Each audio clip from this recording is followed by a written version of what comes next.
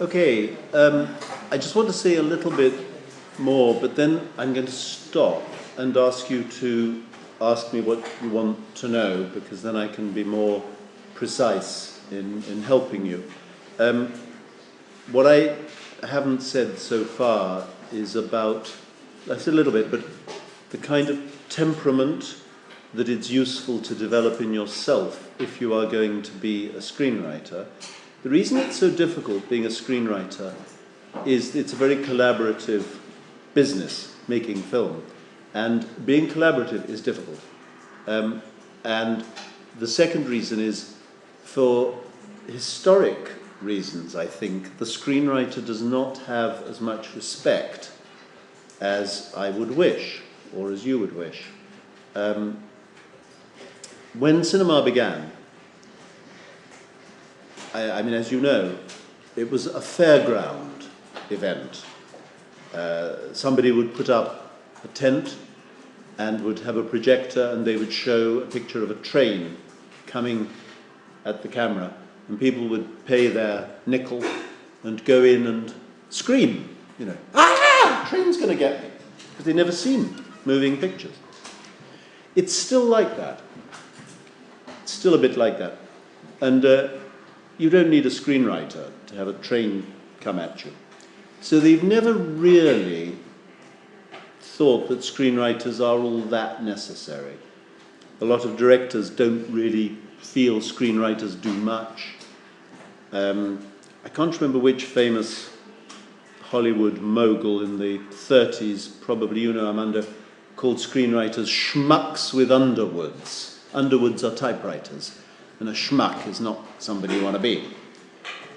So it is a problem. Screenwriters are not considered to be the key creative element in the process. Directors are. I don't have to tell you that obviously this is false, and the screenwriter is the key creative element. But this is not a widely held view. This will be frustrating for you, and to deal with it, you have two choices. Either you become an angry, bitter bore who sits in a bar saying, "I did it all, but nobody ever talks about me," or you deal with it properly. And the way you deal with it properly is, every job you get, you put your heart and soul into it.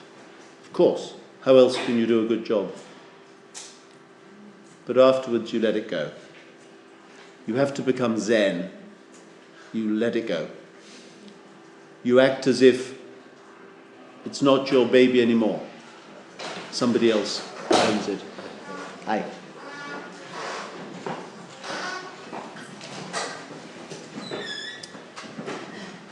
And this is really important, because if you're unable to do this, you'll have a bad time.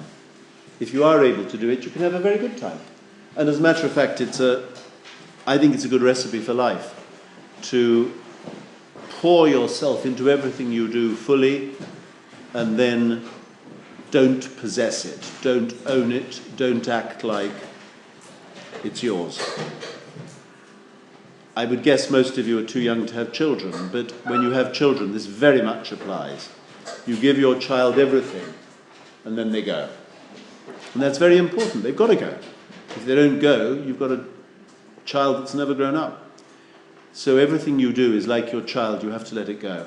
And if you can do that, you can have a long and happy time in the film industry. You can make good friends. You can live to see your work bastardized, destroyed, and occasionally bits of it come through shining. And slowly you realize that every time you've done something really good, it's because other people have actually helped you. It wasn't just you. So your massive ego gradually gets under control. And that makes life much more bearable. So I know you're all at the beginning of the process, not the end, but I'm 66. I've written a lot of films, a lot of books. And that's what I've learned, that you can have a very wonderful life if you let every bit of it go.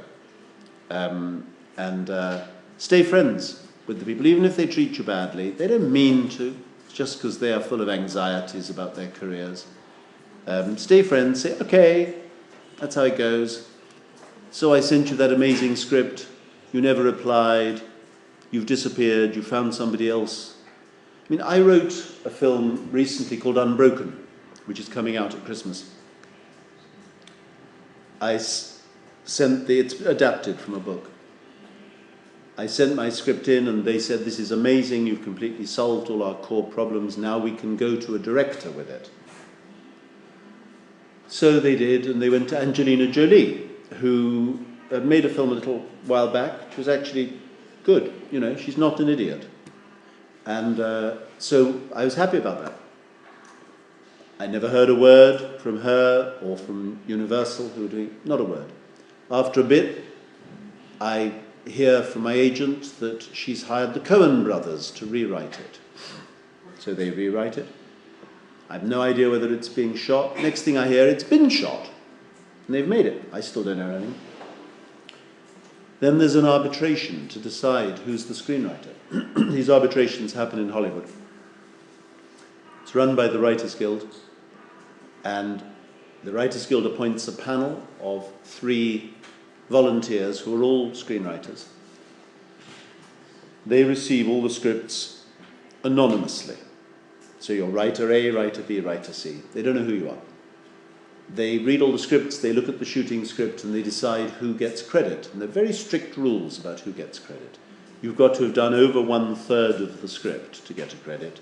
You've got to have made a major influence on the characters, on the plot beats, on the dialogue. And I end up getting credit. So that's fine, I'm happy about that.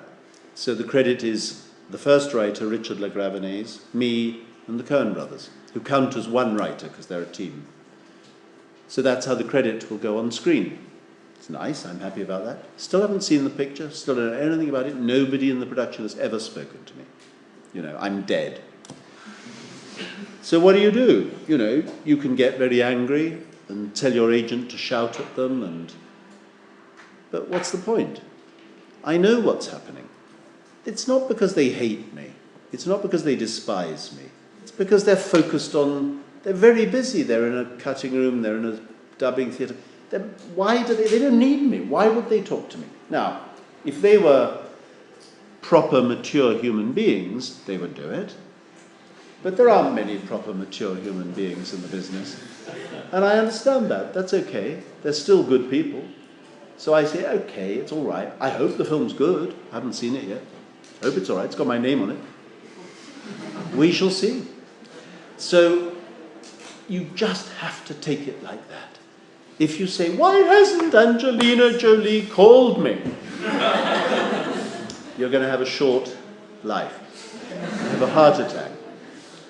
So I'm okay about it. I do other things. Now, for me that helps. I write books. For me that helps. So if you're just doing screenplays, it's okay, you can do that. But, you know, have a life as well, because it will be hard. And if you can do it the way I do it, I think it's wonderful. What I have not said, but I'll just say very quickly, because then I want to go to questions, is although I've talked about it as commerce, you are in the truth business. If you make a good film, are part of the group that makes a good film, you are changing the world for the better. You're providing something which becomes a global story, which affects people's understanding of how human beings are and how things happen. And if you tell that truthfully and powerfully, you make a big difference. You are creating values. Every film has values built into it. In the old days, those values were explicit. The values were the bad guy loses.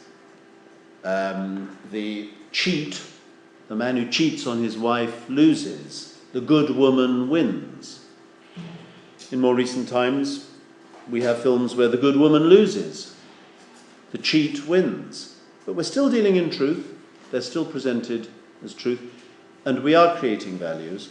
And if you are part of an industry that says the way to win is to have the biggest gun, you will create a society where people want the biggest guns, because these things are powerful. If you remember you probably don't, the old Westerns. In the old Westerns, there would always be a gunfight. And you may not even have realized it, but the gunfight had moral rules. The moral rules were you didn't shoot first. You approach each other. And your gun is here.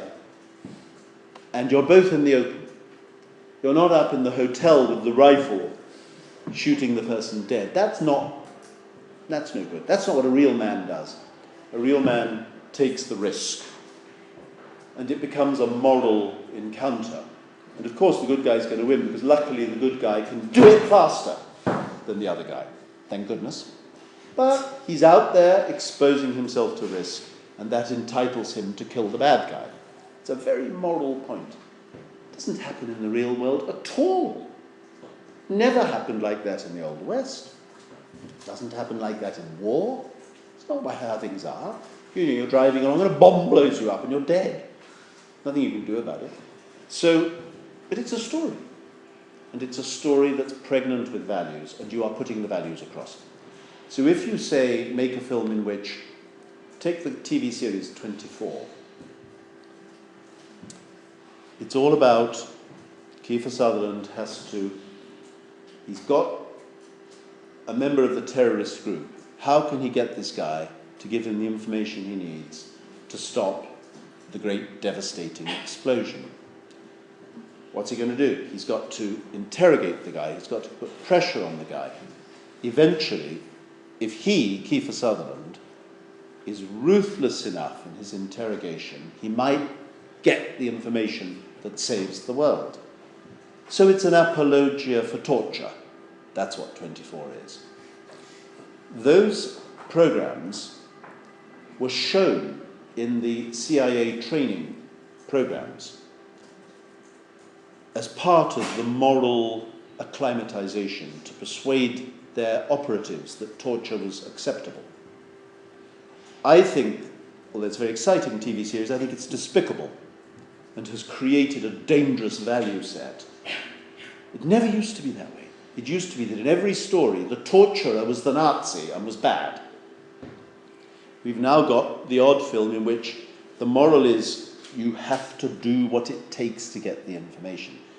And this is false as a value, and it's false in truth, because everybody knows if you torture people, they will say anything. Doesn't get good information. It is not a successful way to get information. But that series persuaded the American nation that it was. Now I cite that as a negative example, but it shows you how the power of storytelling. So what you're doing is not just earning a bit of money, having a bit of fun, being a bit glamorous, meeting pretty girls. It's actually changing the world through the value structure of the world. And I think we should all be aware of that. We should all own it.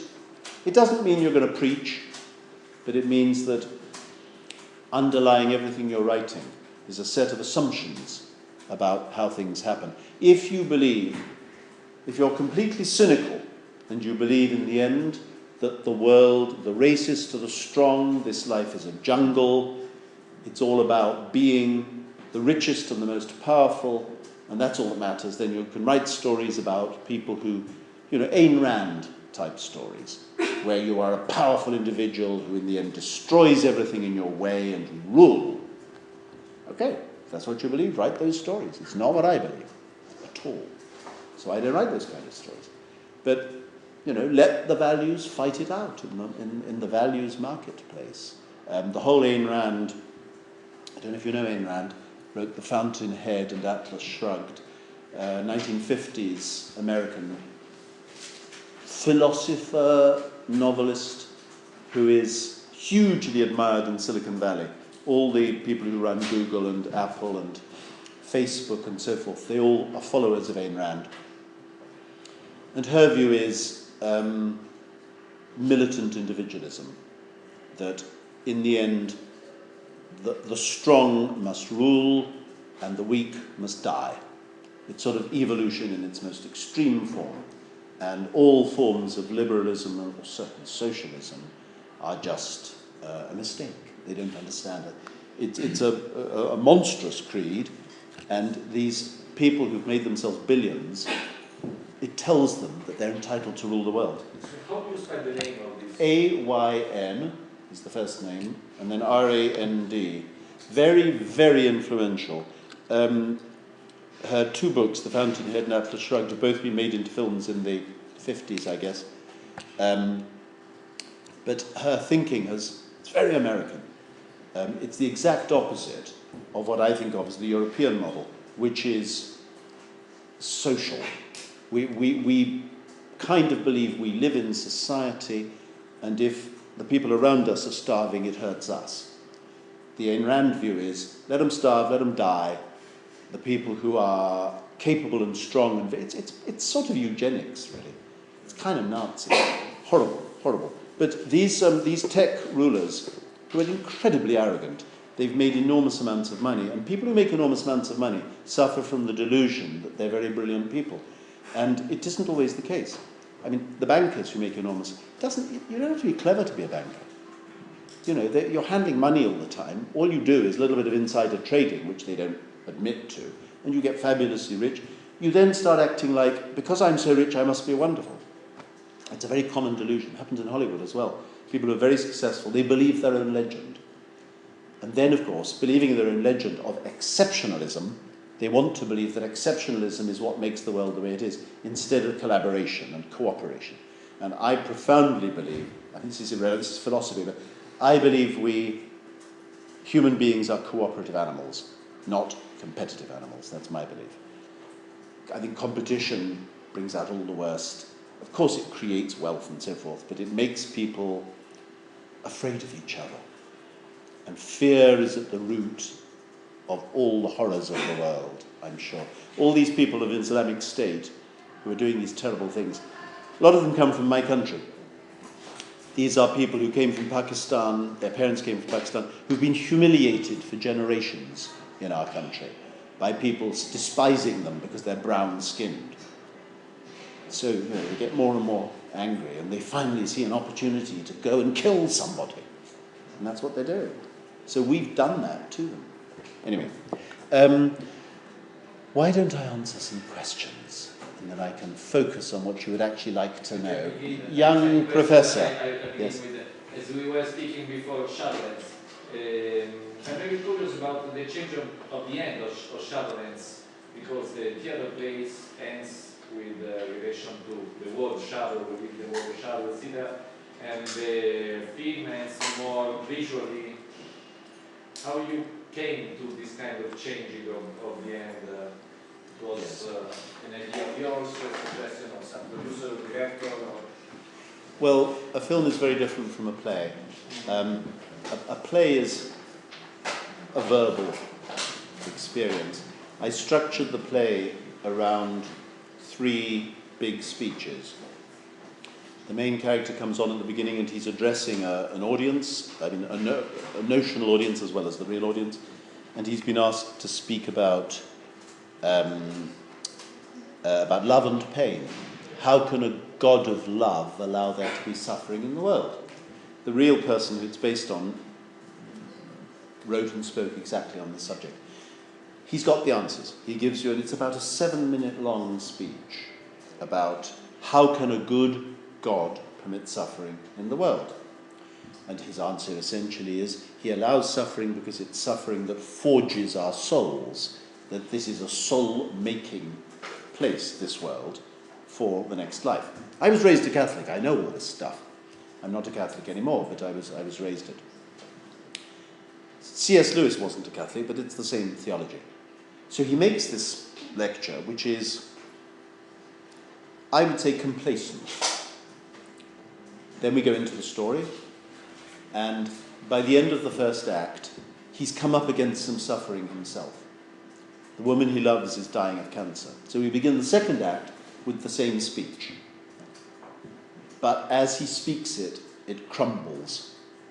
He starts to be unable to say these reassuring things. God gives us pain for our own benefit is there, and he can't say it. And he starts realizing all his certainties are collapsing. And again, it's a 7-minute speech, but it's performed differently. The end is the same speech again, but by now he's come to a completely different place. And it's another verbal speech. So I structured it around those speeches. Now, you can't do that in a film. People can't sit still in a film for a speech of more than about a minute. It just doesn't seem to work. So you have to think of a completely different visual equivalent. In the film, we're able to do what we can't in the play, which is go to locations. In the story, in the play, they have a sort of a honeymoon. And they go to a place called the Golden Valley, which is in Wales. It's a beautiful bit of countryside. In the film, we can go there. So the Golden Valley becomes a visual element in the emotions of the piece. So I can put the Golden Valley at the end and have him with the child at the end and achieve the resolution visually instead of verbally. It's a different way of doing it. It's a different effect. I think the play is more profound, myself. But it works very well in the film. So you have to think differently. It's the same story, but you're thinking, when I create a resolution, what is the emotion I'm resolving? His wife is dead, but the son lives on, and he has failed to relate to the son, and at the end you get this hint that he will relate to the son. And that's the sort of hint of resolution. And that's done quite literally with a long shot of him walking down this valley where he went with the woman who has now died, and the boy runs after him, and he puts an arm around him, and the boy runs on. It's just as simple as that. Exactly the same at the end of Mandela, the film I wrote.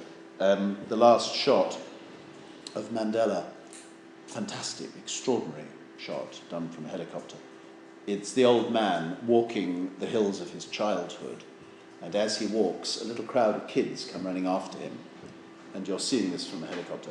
And they run past him, and he sees them go, and he does that, and they charge on. And the shot comes right around, and it comes around Idris Elba, and the sun is setting, and then it goes over to the setting sun. It's a remarkable piece of helicopter filming, absolutely remarkable. They did 3 takes, and that was the one that worked as the sun was setting. You know, you can't mess around with that kind of thing. But it starts with the whole of Africa. And then you see this distant figure, and it really goes, but there are these kids. And it's the same point being made, you know.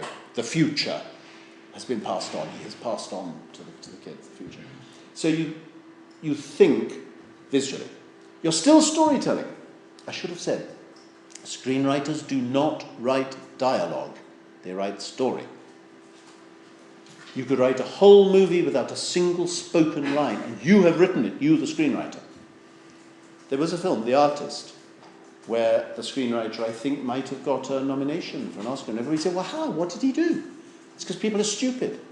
They think screenwriters write the lines you speak. When people say to me, you know, did you write that line in Gladiator? I said, yes, I wrote that line, but I wrote that scene at the beginning where he comes on and he looks up at a bird and he goes around the corner and there's an army.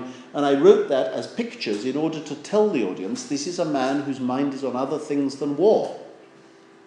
It happens to be communicated as a picture. He could have, if it was a play, he would have come on and said, you know, I'm a soldier, but I'm really a farmer. I want to go home to my family. But it's a movie, so you try and do it through pictures. But that's you, the screenwriter, writing it. People think the director does all that. They don't. They don't know what to do until you've given them the story. Then they might do magical things, fantastic things, that they're building on what you've given them. So, question. Anybody else got a question? Yes, Erica. My question is just make one. How do you get a fresh look on what you are working on, especially if you're working on something for many months or maybe years?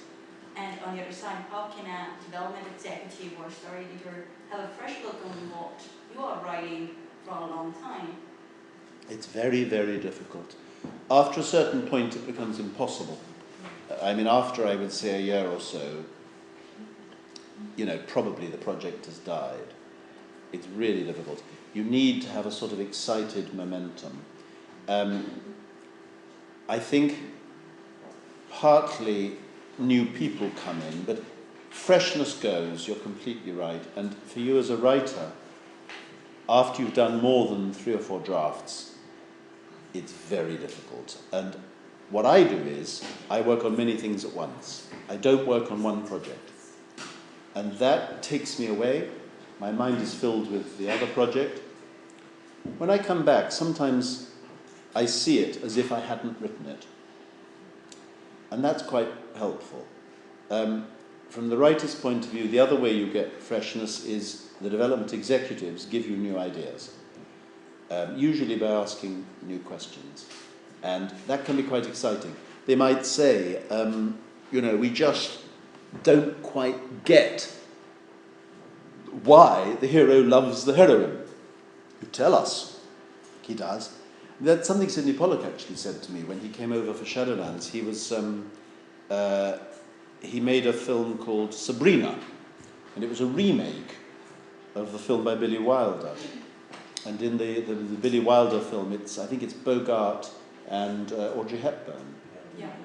And so there's Sidney Pollack, he's a former actor, went on being, and he's always interested in motivation. And he keeps thinking, why does the guy love the woman, and why does Bogart love Sabrina? And so in the end he thinks, I'll ring Billy Wilder up. He's an old man, but he's there, he's on the end of a phone. So he rang Billy Wilder up, he said, Billy, I'm remaking your film Sabrina. And Billy Wilder says, yeah. Just tell me, why does the hero love Sabrina? And Billy Wilder said, because she's Audrey Hepburn. So you can go that way. But ideally, there's some character in there that you, the screenwriter, have created. So if an executive, a development executive, says to you, I don't get why the hero loves, that's a stimulus to you, the writer. You suddenly think, oh my God, I've not shown her being the lovable person I know her to be. How can I do that? How can I create a scene that makes you love her? So the executive hasn't told you what to write, but they've told you what's missing. And that can put an electric shock through your system. And you start thinking, what would make me love this woman? What kind of woman is she? If she's a rather outspoken woman, why don't I put her in a situation with lots of pompous people? And she doesn't understand, and she says something that we know to be true and fresh, and they're all appalled. That then makes all our sympathy go for her. So why did I look for, you think up something like that. But it all comes out of character. So the executive can freshen it up by guiding you towards what is not yet working in the script. They have to do it gently, and I think the language of executives should always be, this is good but can be better. And you were saying to me before the break, should they lie? Should they tell lies and say, I love this script when they don't, or I love this bit when they don't? And I don't think they should tell lies, but there's usually something you can find to like. You've typed it very clearly. There's usually something, so try and find something to be nice about. If there's honestly nothing, maybe you should be ending it. I mean, one has to accept that sometimes. So don't lie, but find a kind way.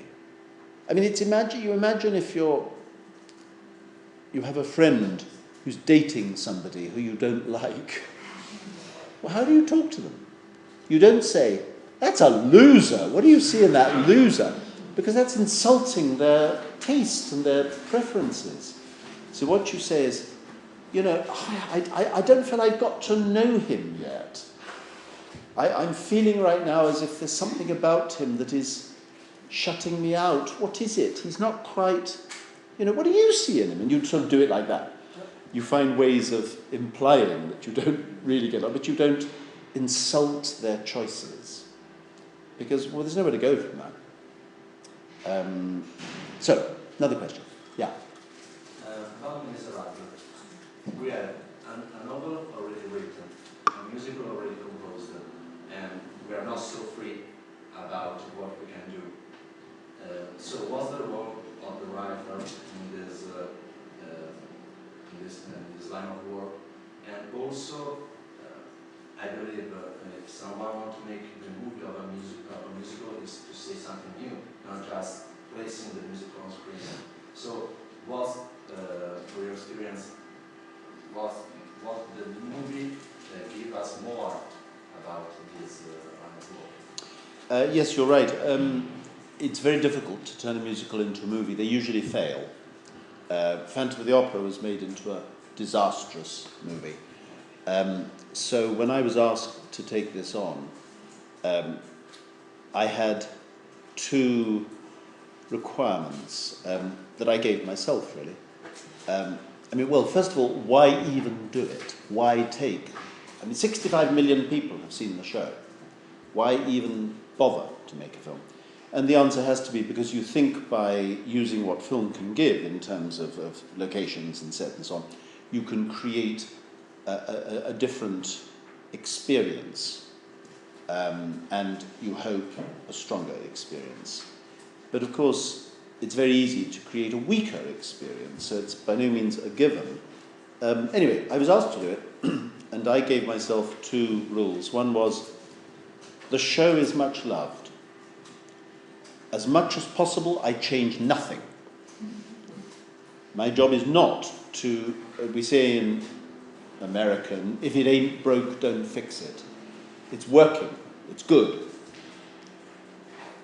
It's not my job to come along and make it all be different and worse. Also, I want the people who love the show to love the film. So that means that the songs should remain, the order of events should remain. They should feel when they see the film that it's like the show. However, when you study the show, you find it's full of problems. The story doesn't quite work at several points. And they get over it by the speed with which the story is told on stage and by the fact that everybody's on stage and you can switch from one scene to another just by moving people around. The music never stops. The audience doesn't quite realize they've not been given enough information. Why on earth has Javert appeared there? How do these lovers know each other, etc.? So there's lots of plot gaps. So I say to myself, I can fix those. And finally, are the characters as strong as they could be? In the show, the characters mostly come across through the songs. The young lovers, particularly, I think, were quite weak in the show. So I said to myself, let's do what we can to enhance the emotional power of the love story. There's a secondary love story. The main story is Valjean and Javert. So there are a lot of ways in which it can be improved. But they've all got to be achieved invisibly. It's no good if people notice, because then they'll feel that their beloved show has been messed around. So it's very difficult. And mostly it's a craft job. So what I did was I did a structure for how it would go, indicating where my new material would go and what job it would be doing. And we agreed that it would be written as dialogue, but it would be sung as recitative, which is how the stage show works. So I wrote it as recitative. So all the new scenes, and if you know the show well and the film well, you can easily spot them, are sung. I wrote in lyrics that fitted the tunes that belonged with those characters. Each character has a tune, basically, in Les Miserables. My lyrics then went to the original writer, Alain Boublil, who was wrote the book of the show, and Schoenberg did the music. Boublil, they're both French. Boublil translated my lyrics into French, rewrote them himself, translated them back into English, sent them to Herbie Kretzmer, who was the lyricist on the stage show. Herbie Kretzmer then did his own work on them, and that's what went into the show. So the original creators of the show, who were very much part of this process, took ownership of everything that I did. So I would say, this is what it's going to say, here's my suggestion, here's my lines, but you are free to make it your own. And there's a whole new song in the film, which didn't exist before, which is written by Herbert Kretzmer, the lyrics, music by Schoenberg. But what I did was I said, this is where we need a new song, this is the job the song has to do. It's very important that we understand that Valjean's love for Cosette is going to now drive, really, the rest of the story, so this is where we go. So what I'm doing is finding the weak spots and the opportunities to enhance the experience. Now, I'm also deciding where it's all going to happen. Because on stage, it just happens on stage. Where do they go? Where are they? At times it's obvious, if they're in a factory, they're in a factory. But a lot of the time we have to decide, that'll happen in a church, that'll happen on a mountainside. So I'm creating locations. Deciding, it's what they call, it's a rather crude term, opening up a story. So you take a story, maybe a book or it may be so, you open it up, which means you're able to go out into the world. Where do you go? That's my decision. So I decide on all of that. At the end of the day, if I've done my job right, the film should be as powerful or more than the show, and you should hardly realise that it's been changed. And I think we achieved that. And it was a very good film. I mean, due to Tom Hooper, not due to me, due to the director. He did wonderful things with it, and I think it was very successful. But if you have a look at the films of musicals, a lot of them are bad. Some of them are good. Cabaret is a wonderful, wonderful film version of a musical. But was there one of Evita? I'm not sure. But certainly the Lloyd Webber ones have not successfully transferred to film. And that's because Lloyd Webber himself controls them too much and insists on it all being done his way. Whereas Bublil and Schoenberg, who I got to know quite well, were completely relaxed. I said to them, this is your show. It's an amazing show. It's not for me to mess up. They said, do what you like. Feel free, which was great. Okay, another question. Yes? It might be a silly question, but I was wondering, you said to show your work to somebody. How do you get like a user to read Yeah. Are you talking about when you're a beginning writer? Yeah. Yes. So in a way, what you're asking me is, how do you get a career? How do you start? Yeah. Which is very difficult. The answer is, you have a friend who knows a producer. It's very, very difficult. It's no good putting it in an envelope and mailing it to the producer. They won't read it. You must come to a production company through some credible intermediary. In London and in Hollywood, that will be an agent. But how do you get to an agent? Agents, everybody's always saying, I've got a script, will you read it? It's very, very difficult. Usually, if all you can say is, I've got a script, will you read it? The answer is nobody's going to read it. In an ideal world, you've already achieved some notice. Maybe you did a stage play. Maybe you did a bit of TV work. Maybe you did commercials or music videos. Or in England, there's a lot of radio. Maybe you did some radio. Whatever it is, you've done something that makes you credible. Most people who say, I've written a screenplay, are not credible. They're fantasists. They're no good. They're sitting in their attic and they've been doing it for the last 25 years and it's an incredibly powerful story of another planet full of a race of goblins and they're completely obsessed by it and you don't want to talk to them. So, how do these people know whether you are somebody who is smart, capable? They want to know somebody else has taken a risk on you before they pick up your script. So that's what you have to do. You have to take any chance you can get to be out there, to be published. Maybe you're a journalist. Maybe you've had pieces in newspapers, in magazines. Maybe you've written short stories. Anything that makes you credible. In my case, I spent 15 years writing novels, which were not published. So I was not credible. You can't live on unpublished novels. So I had a job in the BBC. I was a documentary producer, and which I loved. Along the way, I entered writing competitions, and I did win 2 of them, and that was important because it persuaded me that I wasn't deluding myself, because we all wonder, am I deluding myself about being a writer? Have I in fact got no talent? Is it time to go to law school? You know?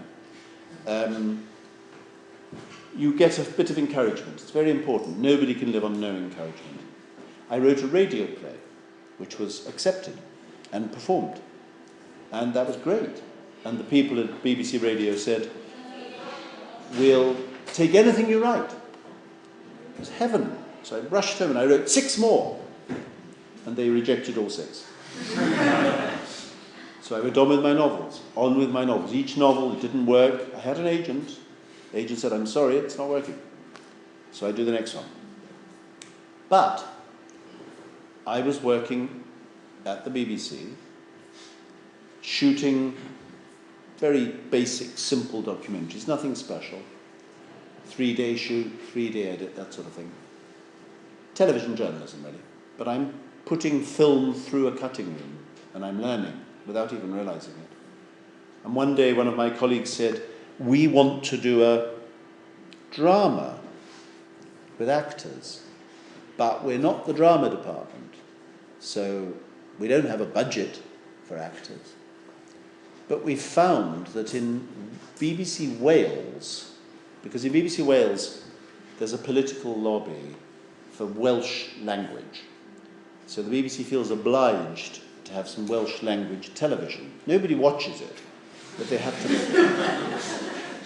You know, it's like, I don't know, what the equivalent would be here. Perhaps somewhere in Calabria they've got their own dialect and they want to. So they've got studios sitting there and they're not doing anything. So this friend of mine said, we can go to Wales, use their studio, we can make our drama even though we don't have.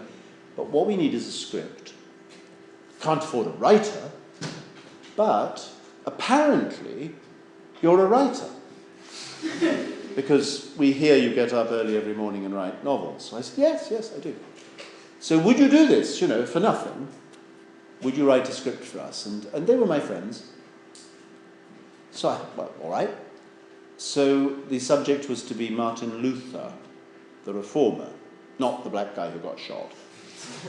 And I read up about it a bit, and I wrote a 60-minute long drama about Martin Luther. I got quite interested, actually.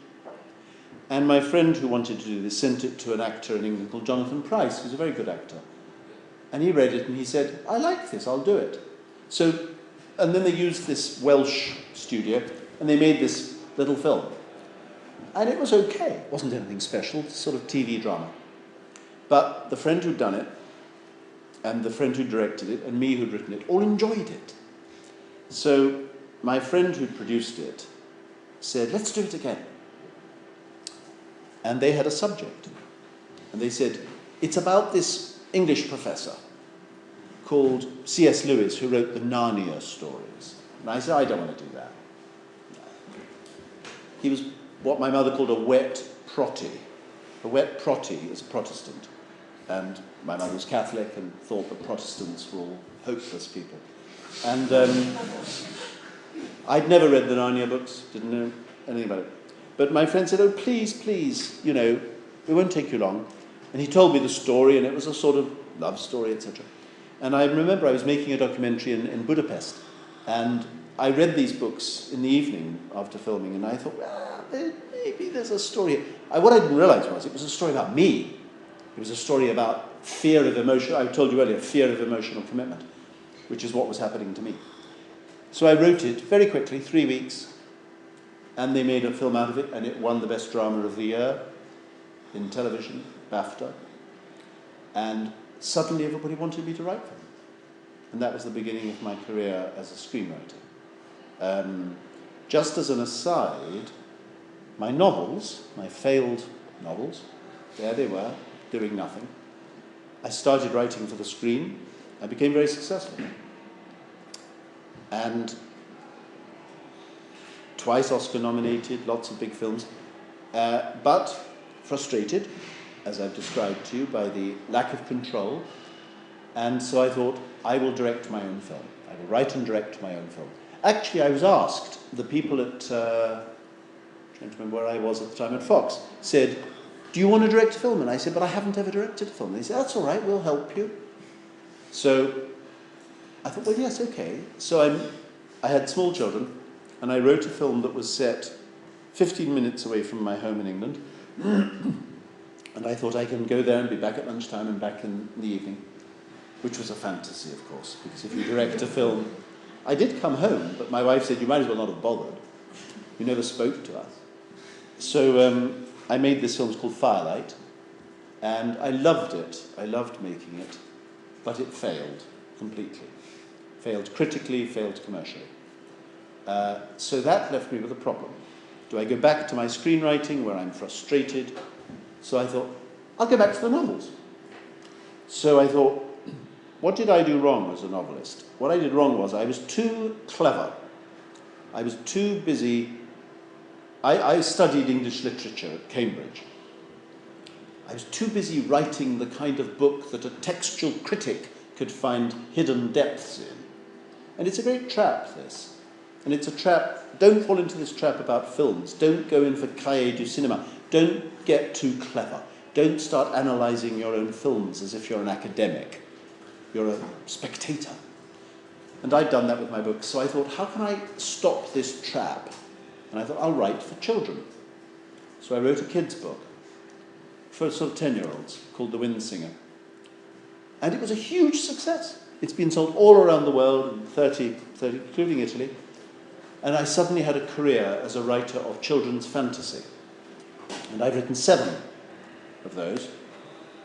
And that was wonderful. It released me. It gave me my own bit that wasn't controlled by the film world. But I carried on doing films. And that, in a way, taught me how to write books better. So then I thought, now I'll write grown-up books. So I now do write novels as well. And I'm very, very happy with my novels. I love them. I get very good crits, and it's going well. So my novel writing life, which started out with lengthy failure, is now working. I'm not, the best ever, but it's working. And I do it in parallel with my film life. But I only say that as an addendum to explaining to you how my career started. Now, how can your career start? You've got to find a corner where you can get your work out there. It can't just live in your computer. You really have. Once you have done that, once it's been, maybe you've written a short for a festival, there are lots of those, for TV, something, then when you send a script in, the letter that goes with it says, I am already an award-winning maker of a short. I have already done an episode of whatever it is. And then they look at it seriously. Then they say, oh, okay, this person is real, let's look at it. So that's important. The second thing that's important is when they look at it, they're going to read maybe 2 pages. So, they better be good. And that means if you do a brief summary, like 2 paragraphs of your script, that alone had better make them think, I want to know about this. So if it's the 2 paragraphs is, the fears of a lonely adolescent in his attic, then they're not going to want to look at it. But if they read it and think, I want this, I want to know about this, then they'll read more. Then they'll read 30 pages, and if they still want to read, they'll read to the end. But that's how tough it is. It really, really is tough. And for your first successful script, which will probably never be made, but it's what they call a calling card. It's the script that people say, hey, this is good, this guy's good, this woman is good. And it's got to be almost the best thing you'll ever write. It's a bit sad, really, because then they hire you and they say, we loved that, we're not interested in making it, we've got this that we're making, come and write this for us. That's often what happens. But maybe they might pick up your original thing. But so you've really got to have a good, compelling piece to catch the attention. And having said that, it's extremely difficult. I don't know what it's like in the Italian companies. I don't know how many unsolicited scripts they get. Do they get a lot? A lot. Yeah. Stuff just coming in, and does anybody read it? Depends. Yeah? Depends. The well-organized company read, but the bad-organized companies that are the most do not read if you have not a real connection with them. Yeah. So what you said about knowing something, etc., can be... It really helps. We have a thing called the slush pile. I don't know if you have to call it the slush pile. The slush pile is all of the scripts nobody wants. Sometimes you'll get an intern whose job is to pull scripts off the slush pile. And, you know, if there's anything, the intern who's being paid nothing says, that's you. I had the interns doing that. That's a slash. Startling. Did you ever take a script off the slush pile that became It never used? became one, because we made a point of reading pretty much everything. That's good. The unsolicited things were on the slash pile, so were the last things that we would read. But the other things, like I agree, like just to add something, is really the first 2 pages must be so important because maybe you don't have time to read That's right. everything. But if you read the first 2 pages, maybe we'll go on. Yeah, that's right. That's right. I mean, of course, the way to avoid the slush pile is to have your script sent in by somebody who is known to the production company. Then, because everything is about personal relationships, they don't want to insult the person who sent it in by not reading it, so they read it. And that may be a friend, it may be a professional person, an agent. You need that. I mean, here you are in this course here. This course alone will probably be able to connect you a little bit, and that makes a huge difference. You know, if you go to Armando and you say, I've written this, and Armando says, actually, I think this is fabulous. I know somebody who I think might take a look at it, and who then might take it on. That makes a big difference. So you know, don't be afraid to use those connections. Am I right? Yes. Yeah. Only if the product is good. And that is true. And you know, it's But tough. it's better with that people. Well, that is good. They're very sincere. That is important because it's your reputation.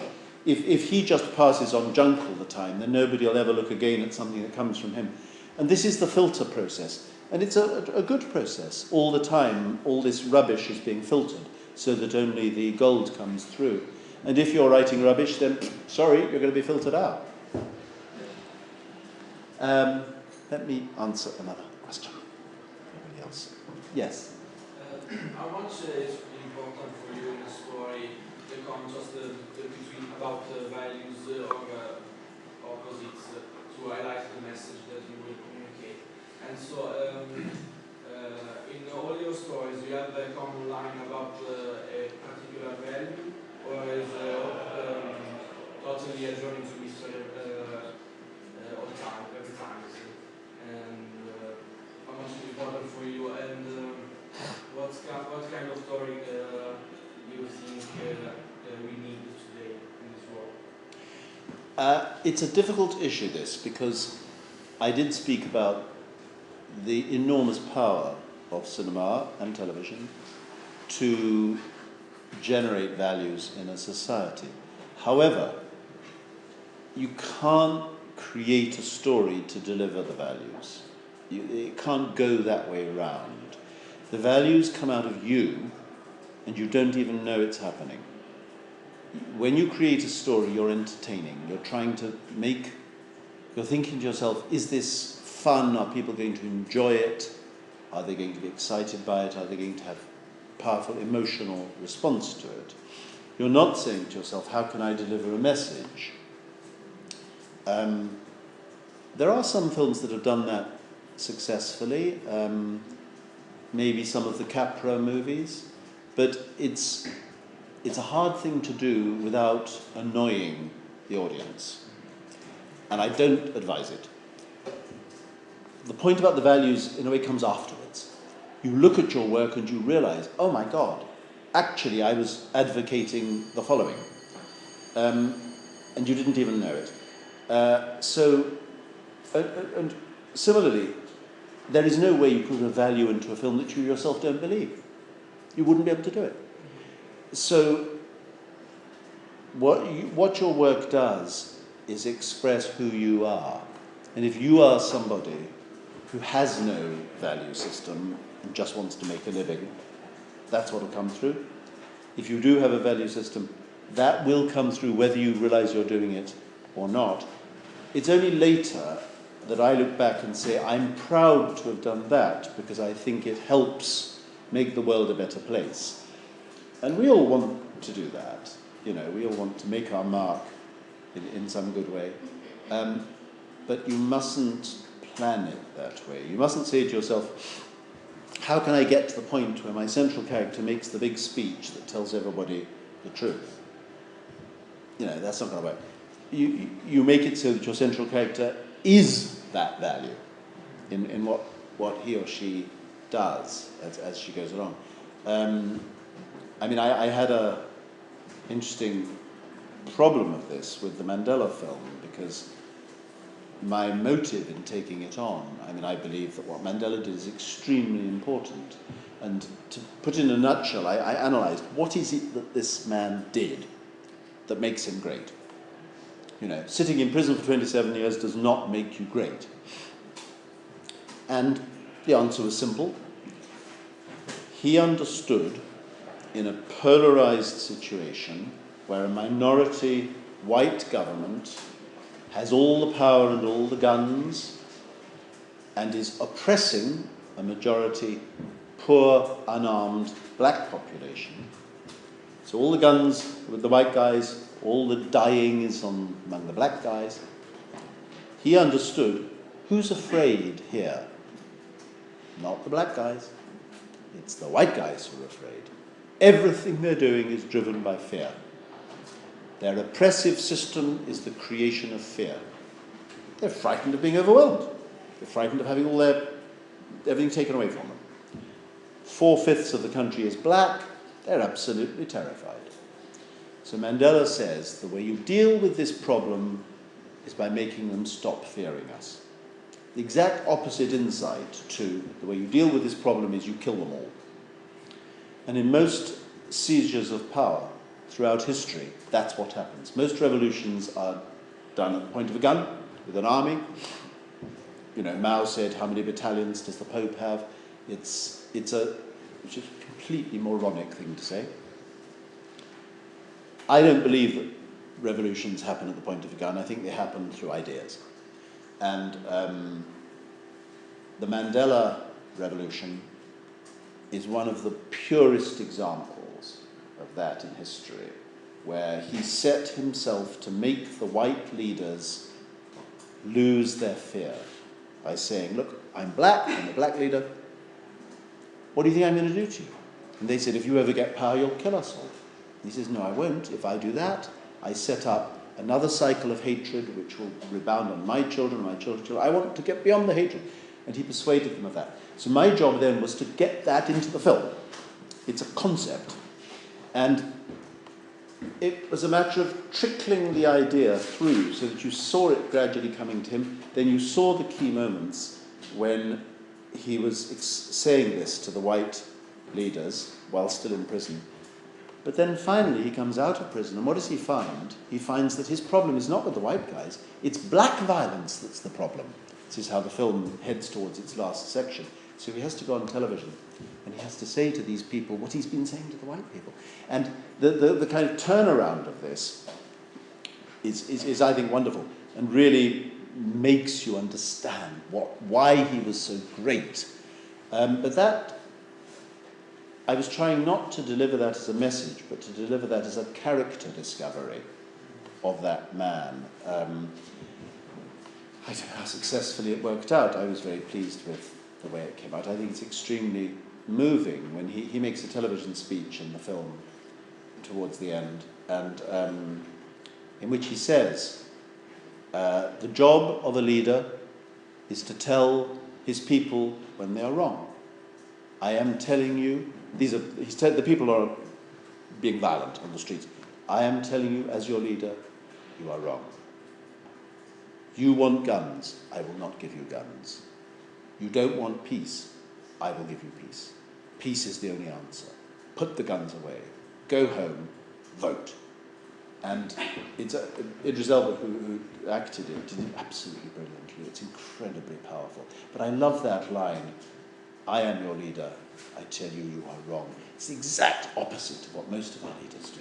Most of our leaders say, I am your leader, what do you want me to do? Then please vote me in. You want bigger pensions, you want fine, who cares if the economy collapses, just vote me in, you know? That's what most leaders do. But a great person says to his people, I will lead. And that's what Mandela did. And that was what I found in his character, and therefore I carried the character through. But of course it's a message as well. Okay. Yes? How do you set your work, for example, if you have to co-write a movie or a project? I've never co-written. Okay. Ever. A lot of people do. A lot of people find it a very helpful and fruitful way to work. Obviously, you have to have a very good relationship with your co-writer, a very free and trusting relationship. I've heard people tell me that a lot of comedy is written by two or more people. They need the reaction of each other. Am I being funny? Is that a funny idea? Sometimes complex plot, well, as you know all about television series where they have teams who write them, very successfully. So I'm not against it. I've never done it myself. Perhaps I'm too controlling. I want to write the whole thing myself. But in a sense, working with a good development team is a bit like co-writing, because quite often they can put in a lot of suggestions, and working with a director is often like co-writing. A director can come along and suggest things. I think you have to have, I've spoken about ego before, you have to have your ego well under control. It's no good feeling that this is a competition to who can get the most of their work into the finished product. It has to be one where you're very, very generous to each other, and you say, that's a fantastic idea, yes, we want that, and no, that's terrible, I hate it, and be okay about it. Do you work with a co-writer? No.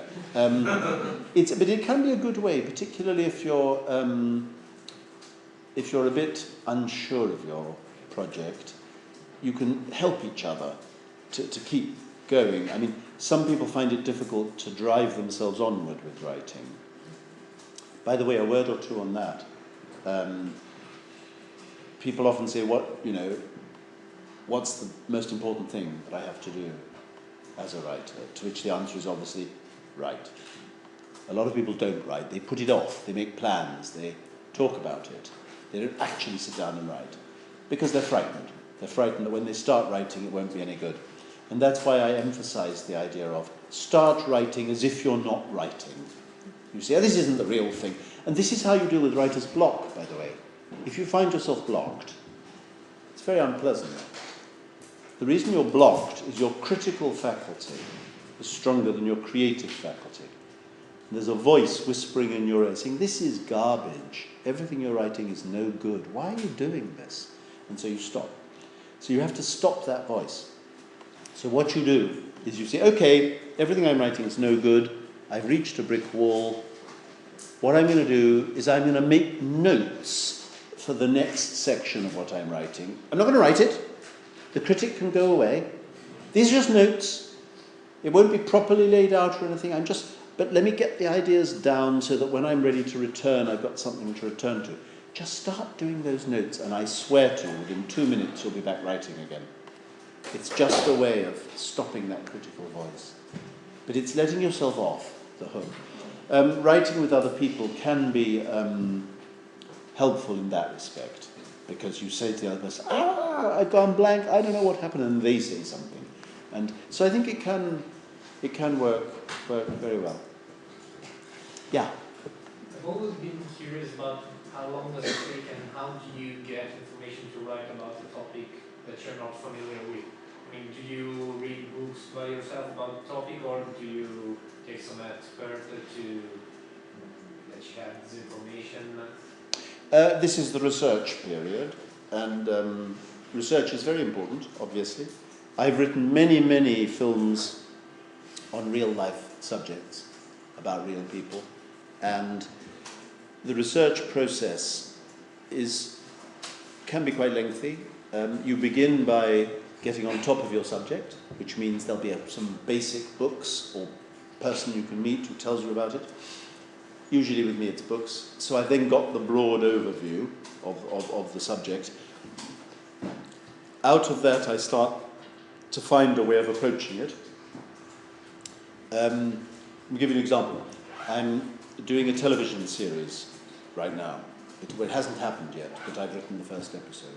It's called Mafia, M-A-F-I-Y-A, and it is set in Russia from 1988 to 2000, and it's about the rise of the oligarchs. And so it's going to be, 12 episodes, maybe 20 episodes, I don't know yet. But what I do know is, when I was asked to do this, I said, yes, I'm interested, and I'm interested because what happened to Russia in those years was extraordinary. It's a massive social experiment. You go from communism, Soviet communism, complete collapse of Soviet communism very rapidly, the introduction of turbo-capitalism, the complete destruction of practically everybody's wealth, the rise of enormously rich people, the disintegration of an empire, incredibly unstable times, ending in the return of authoritarianism under Putin. So you're watching, it's like a kind of laboratory experiment in how to build different kinds of societies. Let's build a completely free market society. Oh my God, everybody's going broke. What do we do next? So I was very interested in that. But, you can't write a series about free market economics. So the way into that series is through the oligarchs. And the oligarchs were all young, bright, streetwise kids who spotted an opportunity. By the time this period began, they were probably importing little computers which you couldn't buy. They'd found a way to bring them in, and they were making a few dollars on the side, almost black market. And I thought, we'll follow a guy like that who starts from nothing and ends up the richest man in the country and basically running the government. And the model is Berezovsky for me, Boris Berezovsky. But I'm going to have a fictional character. But I researched this. So I read all the books, of which there are many. I started to shape, and I said, this is a story of a very bright kid who becomes fabulously wealthy, becomes extremely powerful, overplays his hand, and is destroyed by his own puppet, Putin.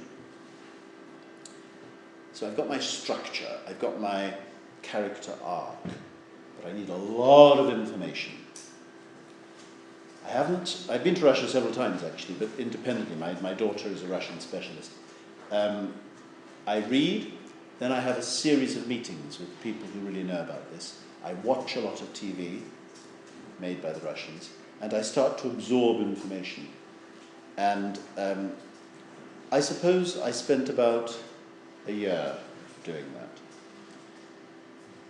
I'm not just doing that. While I'm doing that, I'm finishing off the third draft of my fantasy movie, and I'm writing half my novel. Lots of things are happening. But you can't organize a whole lot of Russian experts. Immediately you see one person on one day and one person else. It takes time. but all the time I'm building my knowledge. You can get an enormous amount from the internet. So, for example, I think to myself, oh, by the way, these oligarchs, they were gangsters. They ran gangs. They were mafia. They had private armies. They killed people. I mean, this is all known.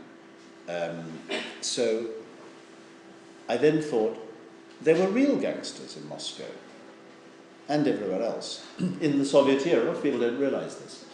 In the Soviet economy, there were no cracks for a black economy, so that was all run by gangs. And these gangs were very powerful, and they were very politically well connected.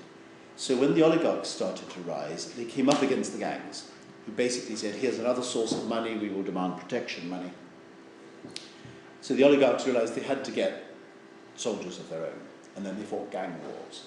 And this all happened in 91, 92, 93. And there was slaughter on the streets of Moscow. You know, Berezovsky had an army of 1,000 armed people of his own. Wonderful stuff.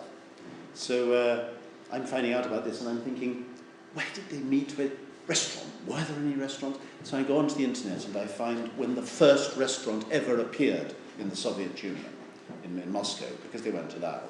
But as with the Gorbachev thaw, there was a particular restaurant, and I find articles written in 1988 by Americans saying, there's a restaurant has opened up, it's wonderful, they serve you, they want you to eat stuff. You know, it hadn't happened ever before. And I get the menus off the internet, I know exactly its address, I know that of course the only people who could go there were people with money, which basically meant the gangsters. So I can set a whole scene there. That's all research. And that then gives me an idea, and I start looking at the Moscow parades, the Red Square parades, and where do those people come from? And so all the ideas build up, and it all starts to take shape. So the research precedes the writing and is an ongoing part of the writing. As I'm sitting writing a scene, again and again, I'll whiz over to my computer, get onto the internet, and I'm wanting to know, because you know, with Google Earth, what's that street look like? What's the building there? And I check it out. Or I'll ask Wikipedia some question that I can then feed back in. There's a song, I think, I want them to be singing that song. What are the lyrics? So I'm doing this all the time, feeding stuff in as I write. I don't know how people worked before the internet came along. It's just amazing. But the research is vital, enriching, thrilling, and you become an expert. I mean, I now know all about that period, and I know about how Yeltsin was re-elected in '96. I know all the frauds that were done. I know that the most important person in the Yeltsin circle was his tennis coach, who he was his old buddy, and you had to go through the tennis coach to get to him. I know that when Yeltsin was too blind, drunk, and incapable to be president anymore, and the oligarchs were looking for somebody to put in his place, and they chose the man they thought would be their puppet, Vladimir Putin, and they brought him in, and nobody had heard of Putin. So they said, we have to create an appetite for Putin. What shall we do? He's an ex-KGB guy, we'll present him as a strong man, but the country doesn't know they need a strong man, so what we need is to frighten the country, and then he can emerge from 2% knowledge, he went up to 40%, and they did that with one act. They blew up 3 apartment blocks in Moscow, killed about 400 people. It was done by the FSB, pretended it was the Chechens. Vladimir Putin then comes on and says, I will defend you against this. Suddenly everybody knows about him and he gets elected. So that was all rigged. What the oligarchs didn't realize was that Putin would then say, now I'm in power, bye-bye. Off you go to London. You can take some of your money, but I don't want anybody but me in charge. And they didn't realize that. So it's wonderful. It's like Henry IV Part 2. You know, it's I know thee not, old man. And that's how my series will end, if I make it. A lot of research. So rather romantic. We've got a little bit of time, have we, for one more? What's the time? Yes, we have 10 minutes. Okay. Anybody else got a question? Yes? I'd like to ask you something about the process of rewriting the history. Writing what? Rewriting Gladiator. Oh, rewriting Gladiator, yes. What did you technically do?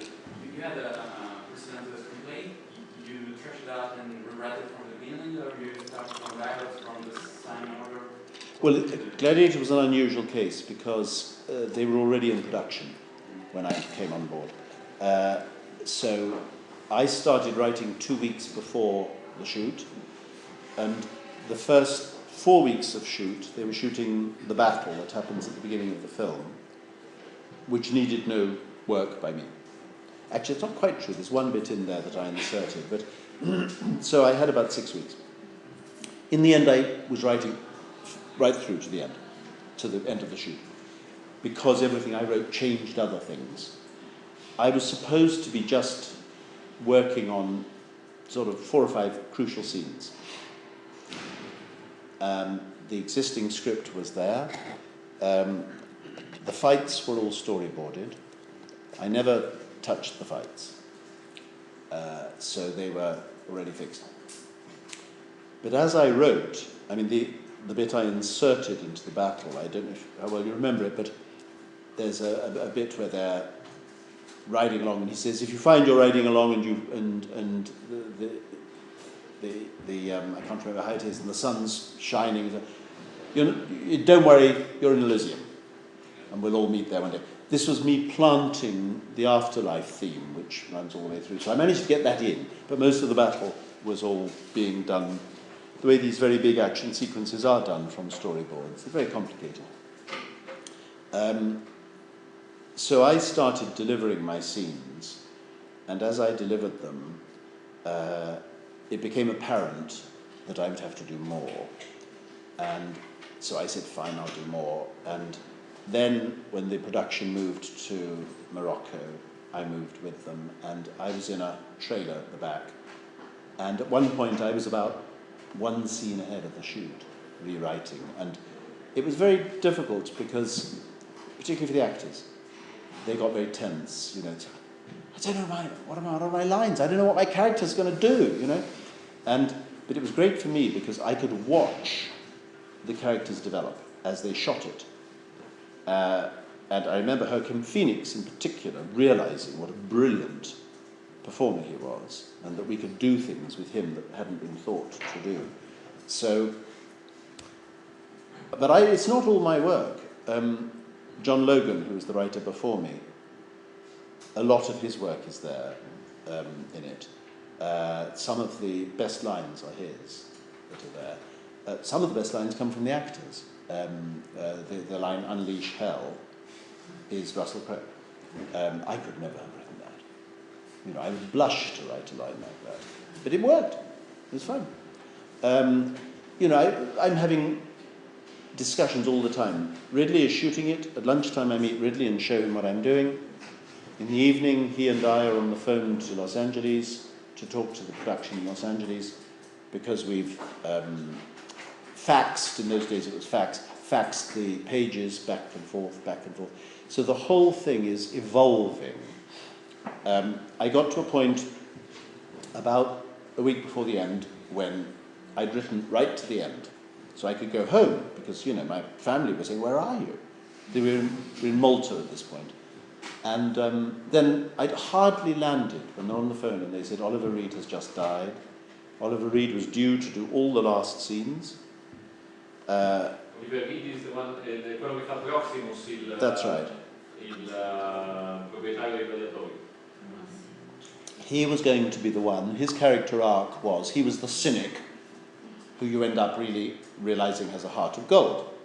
He was going to end, after Maximus is dead, taking the wooden sword that was symbolic into the arena where the dust is blowing and it's all empty, and planting it in the dirt and saying, free at last, gladiator, free at last, because he's dead. But so's Oliver Reed dead. So he couldn't do that, obviously. So what the hell do we do? Not only is Oliver Reed dead and he hasn't done his last bit, but his own story hasn't ended. We can easily switch and have Juba, the black slave, do the free at last gladiator bit, which is fine, but how do we end the Proximo story?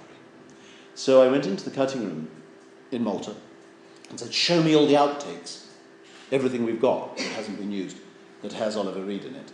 And we built a sequence using outtakes and body doubles, and a section that he said proper dialogue in the tunnel in the entrance to the arena to show that he colludes in allowing Maximus to escape, that he goes to the prison where Maximus is locked up, gives him a key, walks back to where his office, as the Praetorian Guard are bashing at the gates, and he knows he has, as it were, committed suicide, and he sits down and waits to die.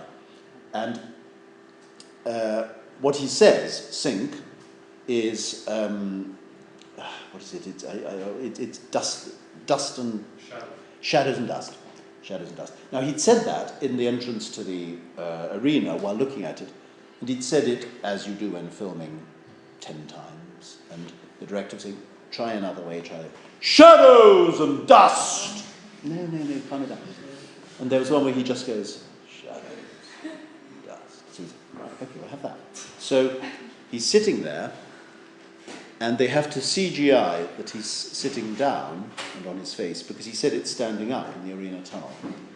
And use a body double sitting down with his back to us, and as they're coming towards him to kill him, you cut to his face and he says shadows and dust, and then he's killed. And to have him walking across, it was all done with a body double in a wide shot, and when he goes to give the key to Russell Crowe, it's a created scene with bars CGI'd onto a scene of Russell Crowe waiting, and then done by... It's very complicated stuff, but we worked it so that morally he has understood that this guy is the right guy, and he must set him free, and he must take the consequences and die for it. And that's what happens, and it all worked fine. But that meant I was there right to the end. So by an accident, I had a very important part to play, because the film came together as we were shooting it. Now that's extremely rare. Usually a rewriter is never on the set. It's never happened to me since. And I was what's called a production rewriter, and a production rewriter never gets credit, because usually they're just fixing last-minute things. But I got credit, because when it was arbitrated, it was quite clear what I'd done. So you know, I was part of it, so I got an Oscar nomination for that. I didn't win the Oscar, but I was there for the Oscars. It was a wonderful experience, actually. It really was. A lot of incredible talent on that film. Should we stop, or have we got time for one more? I think it's stop. It's time to stop. No, just one word. I think we have many very, very important things. I knowing also the stories of some young writers, what you've been saying, well, almost everything, but especially about loving your work, but to be ready to give it, to let it go. I think it's one of the very, very important advices and that has been given, because it's really the way of working and be happy in this kind of job. Because, speak Italian if you want. In this kind of job. So we thank William Nicholson very much for the moment, and we will meet in the afternoon. Thank you very much.